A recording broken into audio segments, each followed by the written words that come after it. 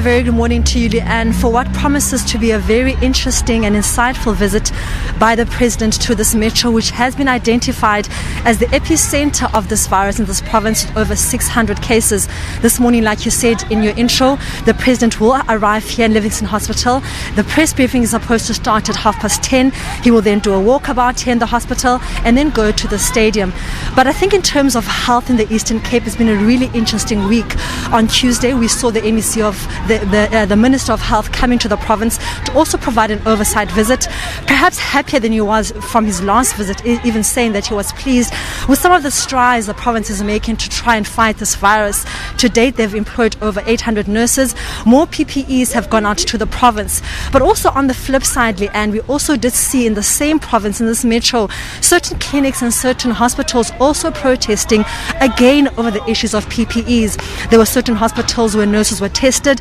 The nurses were then asked to come to work the day after. The facilities were not vaccinated properly. So people were just saying that they were not feeling safe. Nurses were not feeling safe in their working environment. But also on the good side, we have seen recently that the Department of Public Works in the province has also put aside 50 million rand for the refurbishment and infrastructure development of 6 hospitals in Mthatha, East London and Port Elizabeth.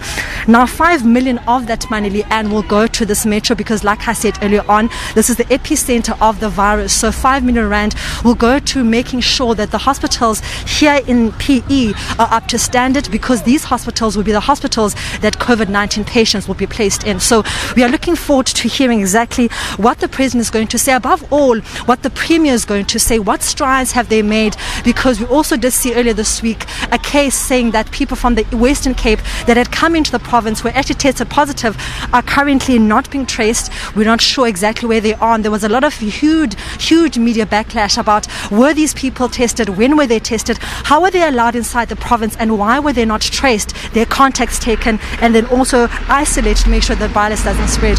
So it's going to be an interesting morning also to try to find out exactly how far the province is in terms of testing, because we saw in the Western Cape an interesting strategy where they've identified the hotspots, like Dr. Karim said, and trying to make sure that they go into these hotspots, identify people that are infected, and then try and find their contacts and isolate these people. So we're going to be interesting to hear that in the metro, which is the epicenter, have they done the same thing? Are they identifying the hotspots? Are they finding areas where there's huge people with COVID virus? And when they do that, are our facilities up to standard to isolate these people and quarantine them until they come back to good health? We'll obviously be crossing to you throughout the day to carry this live, of course, because this is an important visit from the President, who will be doing this throughout the country. In fact, thanks very much, Lerato Fekisi. Let's move on to the next story, because